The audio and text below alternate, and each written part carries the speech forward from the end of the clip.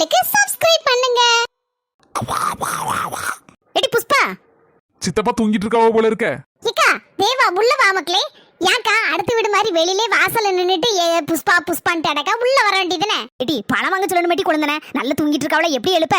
சித்தி நான் போறேன்னு சொல்லி சொல்லுவேன். அம்மா விடவே மாட்டேக்காவ. போவண்ட மக்களே அப்படிங்காவோ. பொண்ணுக்கப்பா கொஞ்ச நேரத்துல வந்துருவாரு மாப்பிள்ளை வீடு பாக்கிறதுக்காண்டி. இந்த நேரத்துல நீ போய் கடலவே அது இதை வாங்கிட்டு இருந்தா ஊர்ல 4 பேர் என்ன சொல்லுவாவோ? வீட்டுல எல்லாரும் ஆளு இருக்குல்ல, யாரோ ஒருத்தர் போய் வாங்க வேண்டியதுன்னு அப்படின்னு சொல்லுவாவோ. அதான் உங்க அம்மா சொல்லியிருப்பா. ஏக்கா அவர் சும்மா படுத்தாலே தூங்கிடுவாருக்கா. அசந்து கவலை இல்லாத மனுஷன். அவருக்கு என்ன மாராசன் தூங்கிட்டு கிடக்காரு. எழுப்பி விடுதாக்கா. வேற என்ன சொல்லி வாங்கிட்டு வர சொல்லுவேன். எடி இல்லைன்னா நான் வேணா போட்டாட்டி அவர் எழுப்பாத பாவம். எங்க பொண்ணுக்கு அப்பா வரக்கூடியதுக்கு இன்னும் 1 மணி நேரம் கிட்ட தான் ஆயிருக்கு. இப்படி கிடந்து கொரட்டை விட்டு உறங்கிட்டு அடைக்கிய.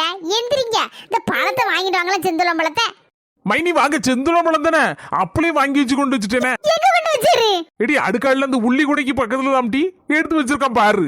ஒரு பையில தான் போட்டு வச்சிருக்கேன். இக்க பேசாக்கல வடை கிடலாம் கடையிலே வாங்கியிருக்கலாங்க. ஏங்க போட்டு சுடுதேன்னு அடக்க இன்னும் 1 மணி நேரம் தானே இருக்கு. எடி கடையில வாங்கினா அவ்வளவு என்ன குடிச்சாப்புல இருக்கும் வடை. அது தின்னாலும் நெஞ்சு கரிச்சிட்டு இருக்கும். அதனாலதான் சொல்லுதேன், நம்மனா பரவாயில்ல, பொண்ணு வீட்டுல இருந்து ஆள் வருது, அதனாலதான் நம்ம வீட்டிலே செஞ்சுக்கலான்னு. நானே செஞ்சிரும் இல்லாட்டி எல்லாத்தையும் ஊற போட்டு அரைச்சி எடுத்து வச்சாச்சு, ரெடியா இருக்கு. நம்ம இந்த எல்லார் வீட்லயும் கூட்டிட்டு வந்து உடனே டக்குன்னு அவ்வளவு எண்ணெய் சட்டியை வைக்கணும், அப்படியே சுட்டு வைக்கணும். அதுக்குள்ள பொண்ணு வீட்டுக்காரன் வந்துருவோம்ல, சுட சுட கொடுத்தா நல்லா இருக்கும். ஆமா மைனி நீங்க சொல்லுது சரிதான். கடையில வாங்கினா சரிப்படாது. கூட நாளும் 5-6 வடை கிடக்கும். பிள்ளைகள் வேணாலும் அப்படி இப்படி தின்னுட்டு போவோம். இன்னைக்கு பொண்ணுக்கு அப்பா தானே வராரு. அதனால நம்ம பேசி முடிக்கும் போது ஒரு உறுதி பண்ணும் போது எல்லாத்தையும் கூப்பிட்டுக்கலாம் அப்படிங்க. உங்க தங்கச்சி தான் ஒத்த காலில் நின்றுட்டு இருக்கா. எப்ப 2 மரம் 4-5 பேர் இருக்கா, அவளை மட்டும் கூப்பிடுதே அப்படின்னு. குழந்தை நான் தான் சொன்னேன் எல்லாரையும் கூப்பிடும். ஏன்னா நம்ம அப்படி பேசி முடிச்சிட மாதிரி தானே இருக்கு ஐடியால. எப்படி இருந்தாலும் இந்த பொண்ணு இதான் மாப்பிள்ளன்னு உறுதி ஆயாச்சு. எனக்கும் சம்மதம், பொண்ணு வீட்டுக்காரங்களுக்கு சம்மதம். சும்மா இதெல்லாம் ஒரு பியாருக்கு தானே பொண்ணுக்கு அப்பா வராங்க. நம்ம கூட பேசுறதுக்கு அவங்கள முன்ன பின்ன பார்த்தது இல்ல. அதனாலதான் மத்தபடி கல்யாணம்லாம் வரைக்கும் நாள் பார்க்கறதுக்கு இது பண்ணியாச்சு. சரிமே நீங்க சொன்னா சரியா தான் இருக்கும். அப்ப இதான் பொண்ணு இதான் மாப்பிள்ள. அப்ப சரி எல்லாரையும் கூப்பிடுங்க. நம்ம தெரியல எல்லாரும் என்னைக்கு பத்மா கல்யாணம் கேட்க ஆரம்பிச்சாச்சு.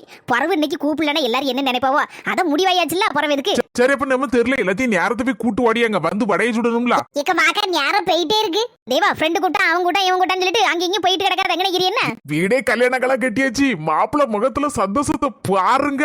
வாங்க சித்தப்பா, எப்ப பார்த்தாலும் எனக்கு கிண்டல் பண்ணதே உங்களுக்கு வலியா போச்சு. நான் கிண்டல் பண்ணுதுன்னா நேற்று ராத்திரி 12 மணிக்கு போல மொட்டை மாடல அங்கேயும் நடந்துட்டு ஒரே போனு. ஐயோ பாத்துட்டாங்களா? பகல்ல பேசினாதான் அங்கேயும் சுத்தி எல்லாரும் என்ன யாதுன்னு கேட்கணும்னு பார்த்தா ராத்திரி சும்மா உட்காந்து பேசிட்டு இருந்தேன் நேரம் போலன்னு. சித்தப்பா என் ஃப்ரெண்ட்ட பேசிட்டு இருந்தேன். ஐயா ராசா, எனக்கு ஏற்கனவே காது குத்தி கம்மல் போட்டாச்சு. எனக்கு தெரியாமல இருக்கு ஃப்ரெண்டு. ஆமா இனி கல்யாணம் ஆக போது போறவேன்ன எப்பனாலும் பேசலாம். ஐயோ லட்டு வாங்க சொன்னால உங்க சித்தி. ஐயா நான் மறந்துட்டேன்னா அதை மட்டும் சரி வாங்கிட்டு ஓடியாரேன். நீ இருந்துக்க என்ன இப்போ ஓடி இருந்துருவேன். ரிங் போகுது. என்னாச்சு யாழினி போன் எடுக்க மாட்டாங்கள? ஹலோ சொல்லுங்க. அடுக்கலையில நின்னுட்டு இருந்தனா அதான் போன் எடுக்க லேட் ஆயிடுச்சு. சரி மாமா கிளம்பிட்டாங்களே எப்படி? அப்பாக்கு தெரிஞ்சவங்க யாரோ சொல்லியிருப்பாங்க போல, மாப்பிள்ளைட்டுக்கு போகும்போது சும்மா போக கூடாது, ஏதாவது ஸ்வீட் வாங்கிட்டு போகணும்னு. அதான் அப்பா கடையில போய் ஸ்வீட் வாங்க போயிருக்காங்க. வந்து அதுக்கப்புறமா கிளம்புவாங்க. அதான் 10 நிமிஷத்துல வந்துடலாமே. இன்னும் 1 hour கிட்ட டைம் இருக்குது. இதோட நீங்க 3 தடவை ஃபோன் பண்ணி கேட்டாச்சு அப்பா கிளம்பியாச்சான்னு. நானும் பதில் சொல்லி டயர்ட் ஆயிட்டேன். அங்க போற என்ன வாயி நல்லா பேசுஞ்சனாலே பேசவே மாட்டேன், வாயை திறக்க மாட்டேன். இப்ப என்னெல்லாம் கிராஸ் கொஸ்டின் கேட்டுட்டு இருக்க? சரி மாமா கிளம்பினா எனக்கு ஒரு மெசேஜ் போட்டுரு. இன்னும் கொஞ்ச நேரத்துல எல்லாரும் வந்துருவாங்க. அப்போ நான் உனக்கு ஃபோன் பண்ணிட்டு இருக்க முடியாது. அவ்வளவுதான். இப்பவே எங்க சித்தப்பா சொல்லி கிண்டல் பண்ணிட்டு போயாச்சு. நேற்று நைட்டு உட்காந்து சும்மா உட்காந்து ஃபோன் பண்ணிட்டு இருந்தானா நேரம் போலன்னு வந்துட்டு பேசிட்டு இருந்தானா எங்க சித்தப்பா எப்படியே பாத்துருப்பாங்க போல இருக்கு. ஐயோ ஏதாவது நினைச்சுக்க போறாங்க. அதெல்லாம் ஒண்ணு நினைக்க மாட்டாங்க. எங்க சித்தப்பா ரொம்ப ஜாலியான டைப்பு. அதுவும் இல்லாம எங்க அம்மா வர சொல்லியாச்சு, இதான் பொண்ணு இதான் மாப்பிள்ள அப்படின்னு சொல்லி. எல்லாருக்கும் ஜாலியா இருக்கு. அங்கங்க கூப்பிட போயிருக்காங்க. எல்லாரும் இப்ப வந்துருவாங்க. சரி போனை வைக்கட்டுமா?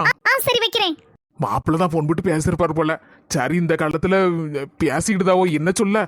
சரி கல்யாணம் தான் முடிய போதுல, நம்மளும் ஒண்ணு சொல்லவும் முடியாது. மக்களே இந்த மக்களே எல்லா ஸ்வீட்டும் நிறத்தி போட்டு 1 கிலோ போல வாங்கியிருக்கேன். அது 3 வகை பழமும் வாங்கியிருக்கேன். சும்மா வீசின கையும் வெறுங்கையமா போகப்படாதுல்ல, அதான் எடுத்து கொண்டு போய் இந்த பத்திரமா வை. இந்த எறும்பு இருக்க இடத்துல கொண்டு வச்சுப்படாதம்மா. போகும்போது எடுத்துட்டு போனோம். இன்னும் 1 மணி நேரம் கிட்ட இருக்குல்ல. சரிப்பா. என் பிள்ளைக்கு முகத்துல இப்பதான் சந்தோஷ கலை தெரியுது. மாப்பிள்ள நல்ல பையன்னு சொல்லுதாவோ. என் பிள்ளைன்னு கடைசி வரைக்கும் தங்கமா பாத்துக்கிட்டாருனா அதே எனக்கு போதும். வேற என்ன சொத்துச்சோம் வேணும் எனக்கு. ஏக்கோ எங்க நாத்து வீட்டுல சொல்லிட்டியா? ஆமாடி மாமியா மருமொழி இருந்தாவா அந்தளவு நாத்திரின்னு சொல்லிட்டு அவன் மாமியார்ட்டி சொல்லிட்டு வந்திருக்கேன். வாரன் இருக்கா. சின்ன பொண்ணுக்கு உசுரெல்லாம் நாத்து தான் கிடக்கும். நம்மளுக்கு சொன்னால நாத்துக்கு சொன்னால இல்லையன்னு சொல்லி என்ன ஒரு அக்கறை. அப்படி இல்ல 4 மணி நாத்து விட்டு விட்டுற கூடாதுல, எல்லார் வீட்டையும் கூப்பிட்டு அதான் கேட்டேன். சரி அடுத்தப்பல சின்ன வீட்டுக்கு தான். என்ன 4 மணி பயங்கர சிரிப்பெல்லாம் இருக்கு. சின்ன பொண்ணு இன்னைக்கு நம்ம புஷ்பக்கா அக்கா வீட்டுல உளுந்த வடை கேசரி அதுக்கப்புறம் அது உளுந்த வடைக்கு தொட்டுக்கிறதுக்கு கெட்டி சட்னி செம்ம டேஸ்டா இருக்கும் போல இருக்கு. இங்க இருந்தே அரைக்கும் போது வாசம் கப்ப கப்பாடி எங்க வீட்டு புறாசல் வரைக்கும் அப்படியே இழுத்துச்சு பாத்துக்கோ. அதுக்கப்புறம் என்னென்னலாம் வாங்கி வச்சிருக்காங்களாம்ல பயங்கரமா இருக்கும் போல இருக்கு. இன்னைக்கு கவனிப்பு பொண்ணு வீட்டுக்காராவுக்கு ஒரே ஆட்டமால இருக்கு. உங்களுக்கு என்ன அதை பத்தி? பச்சி சுச்சிலாம் பொண்ணு வீட்டுக்காரங்களுக்கு மட்டுமா, நமக்கும் தானே. அதனாலதான் சிரிப்பு கொஞ்சம் ஓவரா இருக்கு. நாலுபடி எல்லாம் சாப்பிட்டு முடிச்சோன்னே நம்ம தான் இருந்து அவ்வளவு பாத்திரம் மட்டத்தெல்லாம் கழுவி எடுத்து வச்சுட்டு வரணுமா? புஷ்பக்கா சொல்லியாச்சு. இவன் நம்மள வேலைக்கு இழுக்கிறதுக்குனே சொல்லுவா. கொஞ்சம் சந்தோஷமா இருந்துடப்படாத. அவளுக்கு பொறாம. பாத்திரம் மட்டும் தானே கழுவலாம், கடைசியில தானே கழுவணும், பாத்துக்கிடலாம். அட நாலுபடி பாத்திரம் மட்டம் கழுவணும்னு சொன்னா தெரிஞ்சுட்டேன். இன்னைக்கு வரட்டு கடைசியில எப்படி பாத்திரம் மட்டத்தை கழுவ வச்சு போடுறேன். எதை சிம்முட்டார போயிட்டாரே மர்மல 10 முட்டைக்கு துட்டு கொடுக்கணும் பாத்துக்க, மறந்துடாதானே. அதான் கொடுக்க போறேன். போறவன அப்படி இப்படி மறந்துட்டு பாத்துக்கங்க. கொடுத்துட்டு வாடியாரே. சரி மர்மல. என் மாமியாருக்கு பிரியாணி செய்து கொடுக்க போறேன். என்ன ஆச்சோ தெரியல.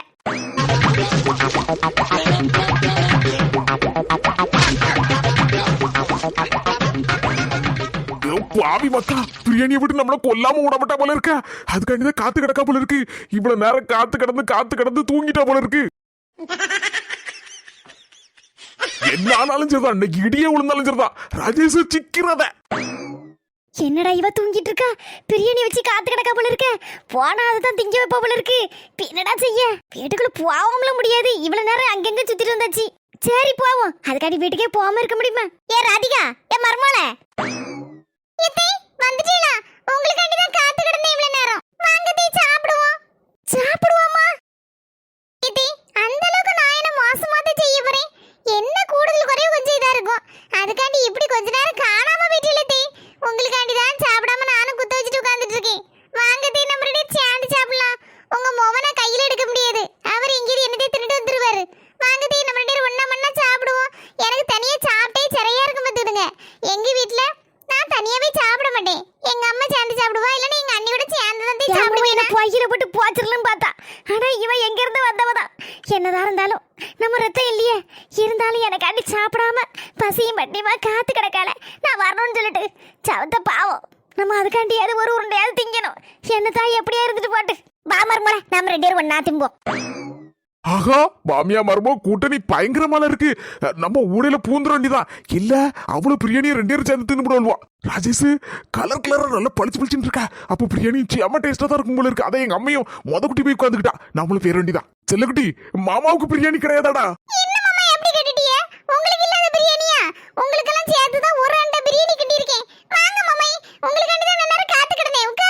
அடடா, போற பக்கம் பார்த்தா என் பொண்டாட்டி பிரியாணி மாஸ்டர் ஆயிருவா போல இருக்க. எப்ப பார்த்தாலும் உங்களுக்கு கிண்டல் தான். சாப்பிட்டு பார்த்து சொல்லுங்க மம்மை. இத நீங்களும் சாப்பிட்டு பார்த்து சொல்லுங்க எப்படி இருக்குன்னு.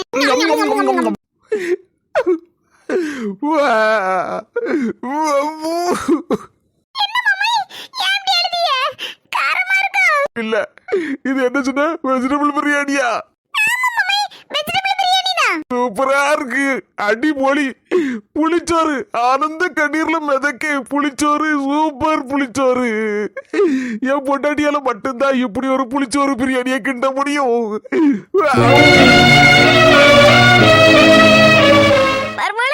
பிரியாணில என்ன போட்ட? பிரியாணி பொடி கூட கொஞ்சோண்டு சாம்பார் பொடி போட்டா நல்லா இருக்கும்னு சொல்லி யாரோ ஒருத்தர் சொன்னாவோ. அதான் ரெண்டையும் மிக்ஸ் பண்ணி போட்டேன். அதோட கூட கொஞ்சோண்டு புளியும் கரைச்சு ஊத்துனேன். அப்பதானே நல்லா இருக்கும் டேஸ்ட். அடி சூப்பரா இருக்கும் வெஜிடபிள் பிரியாணி. இல்ல பிரியாணில புளியை கரைச்சு ஊத்துனாலும் சரிதான், சாம்பார் பொடியை போட்டாலும் சரிதான். அதுல என் மருமகளோட பாசம் கலந்துருக்குல, அது ரொம்ப டேஸ்டா இருக்கு. தின்னல சாத்தி தின்னு. எது எப்படியோ மாமியா மருமோ சண்டை இல்லாம இப்படியோ அமைதியா போயிட்டு நான் மண்ணை போட்டாலும் திங்கிறதுக்கு ரெடிதான். எதுக்கு இப்படி செய்வீரு சொல்லு. என்னடி என்னையவே எது பேசியா? வா யவா விட்டுறியாவா? சின்னப்படி விட்டு சின்னப்படி இந்த மனசை தாங்கிட மாட்டாரு. சின்னப்படி விட்டு. சின்ன பேசாம பேர் இன்னைக்கு அவ்வளவு கோவத்துல நான் இருக்கேன். சின்னப்படி சொன்னா கேளு, கீழே விடு. என் பொண்டாட்டி அடிப்பே தூக்கி போட்டு கொல்லுவே. உங்களுக்கு என்ன? என்னது அடிப்பேர் கொல்லுவீரா? இனே எல்லாத்துக்கும் அளவுதான் உண்டு. தெருல தீவிட்டு அடிச்சிட்டு இருக்காரு. எனக்கு கேக்குறதுக்கு ஆள் இல்லன்னு நினைச்சிட்டு இருக்கீரா? இங்கன வாட்டி சிம்ரேன்னு. அவ இப்ப என்ன தப்பு செஞ்சானு போட்டு அடிச்சிட்டு இருக்காரு. நாங்களும் அப்பப்ப பாத்துட்டு இருக்கோம். சரி புருஷன் முன்னாடி சண்டை வரது சகஜம்தான். அதுக்காண்டி இப்படி தெருல போட்டு அடிப்பா? ஆளை பார்த்து கூத்து போட்டுட்டு இருக்கீங்களா? நாங்களும் ஒண்ணு சேர்ந்து வச்சுக்கோங்களா, உங்களை தூக்கி போட்டு வெடுவெடுன்னு வெளுத்து போடுவோம். பொம்பளை தானே அடிச்சா கையை நீட்டி எழுத்து அடிக்க மாட்டேன்னு நினைப்பு. எல்லாத்துக்கும் ஒரு அளவுதான் உண்டு, பொறுமைக்கு ஒரு எல்லைதான் உண்டு. அது எவ்வளவு நல்லவளா இருந்தாலும் சரிதான், பொறுக்க வரைக்கும் தானே பொறுப்பா. ஏடி என்னடி பிரச்சனை? இக்க உனக்கே தெரியும்லக்கா, என் மகன் 10ஆம் கிளாஸ் படிச்சான். 12ஆம் கிளாஸ் முடிச்சோன்னே காலேஜ்ல எதுவும் சேர்க்கணுமே. அந்த நேரத்துல துட்டுக்கு வாடிச்சாலே எப்படாதுன்னு சொல்லிட்டு கொஞ்சம் கொஞ்சமா துட்டை சேர்த்து ஒரு சீட்டு போட்டிருந்தோம்லக்கா. ஆமா, இது 50,000 சீட்டு போட்டிருக்கேன்னு சொன்னியேட்டி. அந்த சீட்டு பணத்தை எனக்கு தெரியாமலே பிடிச்சி அக்காவுக்கு கொண்டு கொடுத்துருக்காருக்கா. கொடுக்கட்டு நான் வேண்டாம்னு சொல்லல. என்கிட்ட ஒரு வார்த்தை சொன்னாரக்கா. நான் தானே கஷ்டப்பட்டு அங்கேயும் உருண்டு பரண்டு ஏதாவது ஒரு வேலை செய்து எடுத்து கொண்டு வந்து கொடுத்து அப்படி இப்படி சேர்த்து வச்ச போனக்கா. அது எனக்கு தெரியாம கொண்டு கொடுத்துருக்காருலக்கா. சொல்லுக்கா நீனே இந்த நியாயத்தை. என் மகன் படிப்புக்காக தானே போட்டிருக்கான். சரி அதனாலும் பரவாயில்ல, 2 வருஷம் கழிச்சு தான் வேணும். இப்போ என்கிட்ட ஒரு வார்த்தை சொல்லலாம்லக்கா. சொல்லாமலே செஞ்சிருக்காருலக்கா. அதை ஏன் சொல்லலன்னு கேட்டேன். அதுக்கு தாங்க இப்படி மாட போட்டு அடி அடின்னு விட்டு அடிச்சு நடக்காருக்கா. நான் துட்டை எங்க அக்காவுக்கு கொண்டு கொடுப்பேன், யாருக்குனாலும் கொண்டு கொடுப்போம் டி. அதை கேட்க நீ யாருடி? உனக்கு 3 நேரம் கஞ்சி கிடைக்கான்னு பாரு. பேசாம உன் உன் சுவாலி என்ன வேண்டுமோ அதை மட்டும் பார்த்துட்டு இந்த மாதிரி விஷயத்துல நான் தலையிட்டு அதுக்கப்புறம் உன்னை புசுரோட விட மாட்டேன் அப்படி சொல்லி அடிக்காருக்கா. சொல்லுக்கா, இந்த வீட்டுல வேலை பார்க்கறதுக்கும் பாத்திரம் மட்டை கழுவுறதுக்கும் இவ துணியை துவைச்சு போடுறதுக்கும் வேலைக்காரிய மட்டுமாக்கா நான் இருக்கேன் இந்த வீட்டுல. எந்த ஒரு சொல்லப்படாதக்கா. சொல்லிட்டு தானே செய்யணும்க்கா எதுனாலும். இல்ல எனக்கு அந்த உரிமை இல்லையா? சொல்லுக்கா, நீனே இந்த நியாயத்தை சொல்லுக்கா. எல்லா உரிமையும் உனக்கு இருக்குடி.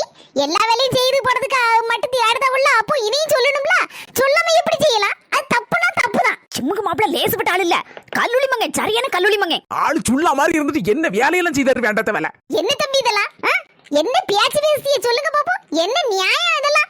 அவுட்ல உங்களுக்கு எதுக்கு கட்டி கொடுத்தவ? வேலை பக்கம் வேலைக்காரியை மட்டுமா கட்டி கொடுத்துருக்கவ உங்களுக்கு? அவன் நான் கேட்கல கேள்வி. சோறு மங்கி போட வேணும், துணி துவைச்சு போடுறதுக்கு வேணும், பாத்திரம் பண்ணி கழுவி போடுறதுக்கு வேணும், எல்லாத்துக்கும் அவன் வேணும். பிறகு உங்களுக்கு ஒரு வார்த்தை சொல்ல மட்டும் கஷ்டமா இருக்கு. அந்த பிள்ளை 100 நாள் வேலைக்கு போய் எத்தனை நாள் கஷ்டப்பட்டு இருக்கோம். வீட்லயும் வந்து வேலை பார்த்துட்டு இருக்கு, வெளியிலயும் வேலை பார்த்துட்டு என்னெல்லாம் படாத பாடுபட்டு அந்த பிள்ளை சீட்டு பணத்தை கட்டி இருக்கும். அப்போ ஒரு வார்த்தை சொல்லணுமா சொல்லண்டாமா? தலையை குளிச்சிட்டு இருக்கிய சொல்ல வேண்டியதுனே. வாயில என்ன கொழுக்கிட்டே இருக்கு சொல்லுங்க. கல்லூலி மங்க வாயை துறக்காரன்னு பாருங்களா. சரி விடு கையக்கா, விட்டுருக்கா. அவ விடுன்னு சொல்லனால விட்டுட்டு போறோம். இதுக்கு பிறகு ஏதாவது அடிச்சேன் பிடிச்சேன்னு சொல்லி சொன்னா அதுக்கப்புறம் நாங்கெல்லாம் ஒன்னா சேர்ந்துக்கிட்டு இவரு நடக்குது வேற.